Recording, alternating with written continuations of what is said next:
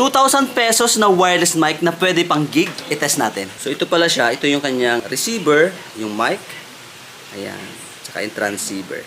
Yan. So rechargeable na din siya. Ipa-plug nyo lang to sa mixer. Ito, kakabit nyo lang sa sax nyo. Meron siyang clip. Yan. Tinry ko kanina sa labas ng bahay namin. Malayo naman ang inabot niya. Kahit naharangan siya ng pinto namin, ng pader, nakukuha pa rin niya. So I think mas okay to. Okay sa inyo. NUX kasi konting maharangan lang. Nagkakat na agad siya, nag-chopping. Okay, ito nga pala, sinaksak ko ngayon sa aking mixer. Yan, so try natin yung sound.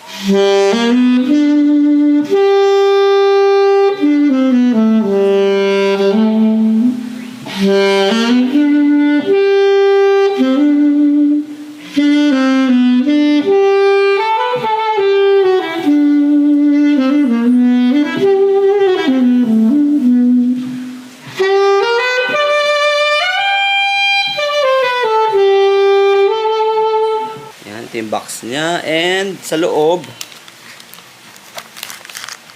ayan, so meron kang converter, iMicro 3.5 and yung charger niya.